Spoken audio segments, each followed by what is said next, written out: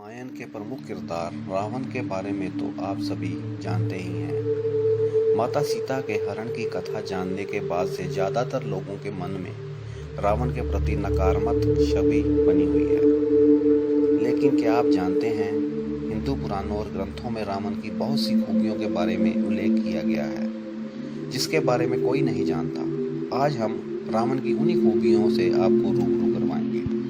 क्या आप जानते हैं, लंका रावण ने नहीं बल्कि उसके भाई ने बनवाई थी, जिसका नाम कुबेर था, जिसे रावण ने बड़ी ही चालाकी से अपने कब्जे में ले लिया था। जैसा कि सभी जानते हैं, रावण कितना बड़ा शिव भक्त था। शिव भक्त होने के साथ साथ रावण बहुत बड़ा प्रचंड विद्वान, बलशाली, महाप्रतापी और महायोद्धा था। रावण बहुत से ग्रंथों का रचयिता भी था। एक बार ऐसा हुआ, रावण शिव साधना में इतना मगन हो गया कि कैलाश पर्वत को उठाकर ले जाने लगा। इतने बड़े भक्त की ऐसी हरकत देखकर भगवान शिव क्रोधित हो गए और शिव ने अपने पैर के अंगूठे से पर्वत को दबा दिया, जिससे रावण के हाथ की एक उंगली पर्वत के नीचे दब गई और रावण को बहुत दर्द होने लगा। इतने दर्द में होने के बाद भी रावण शिव तांडव करने लगा। रावण की भक्ति से खुश होकर महादेव ने भक्त रावण को रावण नाम दिया। रावण शिव भक्त विद्वान होने के साथ बहुत बड़ा तपस्वी भी था। अपने घोर तप से त्रिदेव को प्रसन्न कर रावण ने बहुत सी शक्तियां प्राप्त कर ली थी, जिससे रावण शक्तिशाली बन गया था। ऐसे ही एक बार रावण ने अमर फल प्राप्त करने हेतु घोर तपस्या करके ब्रह्मा को खुश कर दिया, जिससे ब्रह्मा ने रावण को वरदान दिया, तुम्हारे प्राण तुम्हारी नाभि में रहेंगे। जिसके बाद हर युद्ध में रावण की विजय हुई। राम और रावण के युद्ध में भी रावण की सेना डटी हुई थी, लेकिन विभीषण को रावण के अमृतकूट के राज के बारे में पता था, जिसे विभीषण ने राम को बता दिया, जिससे रावण की मृत्यु निश्चित हो गई और राम की युद्ध में विजय हुई। और ये कहावत कही जाने लगी कि घर का बेदी लंका ढाए। राम और रावण के युद्ध के बाद जब रावण की मृत्यु होने वाली थी, तब राम ने लक्ष्मण को रावण के पास भेजा, क्योंकि रावण उस समय सबसे बड़े विद्वान थे और राम ये बातें जानते थे। तो रावण ने लक्ष्मण के कान में 3 बातें कही। शुभ कार्य में करने में कभी देरी नहीं करनी चाहिए। जितनी जल्दी हो सके शुभ कार्य को कर देना चाहिए। कभी भी अपने शत्रु और रोग को छोटा और कमजोर नहीं समझना चाहिए। चाहे कोई आपका कितना भी प्रिय क्यों ना हो, किसी को अपने जीवन के राज नहीं बताने चाहिए, क्योंकि अनजाने में रावण ने भी ये गलती की थी, अपने अमृत कुंड के बारे में अपने भाई विभीषण को बताकर, जिसकी वजह से कि रावण की मृत्यु हुई। क्या आपको पता है, रावण के पिता ब्राह्मण विश्वा और माता राक्षसी केकसी थी। यही कारण है रावण इतने विद्वान और शक्तिशाली था।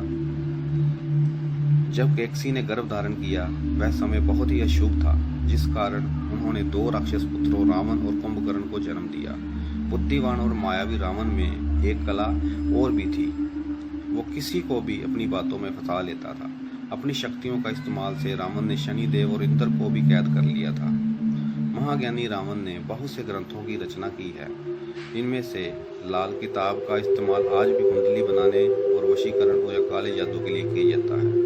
रावण का ज्ञान अतुलनीय था। रावण एक बड़ा शिव भक्त, विद्वानी और महाज्ञानी होने के साथ साथ एक अच्छा शासक भी था, जो अपनी प्रजा की सुख सुविधाओं का पूरा ध्यान रखता था और उन्हें पूरा करवाता था। रावण ने अपनी प्रजा के लिए बहुत कुछ किया। लंका में रावण से अच्छा शासक कोई नहीं था, इसलिए आज भी लंका के लोग रावण को पूजते हैं। यही नहीं, भारत में भी मध्य प्रदेश, उत्तर प्रदेश, हिमाचल प्रदेश, राजस्थान, कर्नाटक और महाराष्ट्र जैसे और भी राज्य हैं, यहाँ रावण की पूजा की जाती है। रावण में एक खासियत और भी थी, वो बहुत अच्छी रुद्र वीणा बजाता था। रुद्र वीणा बजाकर रावण ने महादेव और ब्रह्मा से ऐसे वरदान और शक्तियाँ प्राप्त की थी, जिससे वो महाशक्तिशाली असुर बन गया। स्त्रियों के इस रावण की छवि बहुत अलग बनाई गई है। जैसा कि बताया गया, रावण उसके बिल्कुल अलग है। अपने परिवार को लेकर भावुक रावण सही गलत सत्य असत्य कुछ भी देख नहीं पाता था। उसके लिए मर मिटने को भी तैयार था। ऐसे में जब लक्ष्मण ने रावण की बहन की नाक काट दी, तो वो अपने भाई रावण के पास आई, तो ये देखकर रावण क्रोधित हो गया और रावण ने बदला लेने की ठान ली और रावण लक्ष्मण की तलाश में निकल पड़ा और बदले में आग में जल रहे रावण ने सीता का हरण कर लिया। बेशक रावण ने सीता का हरण किया, लेकिन वह स्त्रियों का सम्मान करता था। लंका में भी कभी सीता को छूने की कोशिश नहीं की। यही नहीं, राम से युद्ध जीतने के लिए जब रावण यज्ञ कर रहा था तो अपनी पत्नी को बचाने के लिए बिना कुछ सोचे ही उसने यज्ञ बीच में छोड़ दिया था। रावण की मृत्यु के बाद उसके शरीर के साथ क्या हुआ इसकी जानकारी किसी के पास नहीं है, लेकिन कहा जाता है कि जब लक्ष्मण मूर्छित हो गए थे तो संजीवनी बूटी से उनके प्राण बचाए गए। तो इस बात में को ध्यान में रखते हुए नाग प्रजाति के लोग रावण के शव को अपने साथ ले गए थे ताकि संजीवनी बूटी से रावण को पुनः जीवित किया जा सके, लेकिन उनकी सभी कोशिशें नाकाम रही। 158 किलोमीटर दूरी पर रंगला में नाग प्रजाति के लोगों ने रावण के शव को लकड़ी के एक ताबूत में रख दिया। इस बात में कितनी सच्चाई है ये जानने के लिए बहुत बार शोध किए गए, जिसमें 18 फुट लंबा और 5 फुट चौड़ा ताबूत पाया गया है और कहा जाता है उस स्थान पर जाने वाला कभी वापस नहीं आता या फिर रास्ता भटक जाता है। रावण के पास 4 साधारण पुष्प विद्यमान थे। ये विमान विशालकाय और अद्भुत थे। यह रावण अपनी इच्छा अनुसार आकार दे सकता था। असलियत में विमान रावण के सौतेले भाई कुबेर ने ब्रह्मा को प्रसन्न कर पाए थे और रावण ने युद्ध में बलपूर्वक कुबेर से इन्हें छीन लिया था। इन पुष्पक विमानों के लिए हवाई अड्डे भी बनाए गए थे।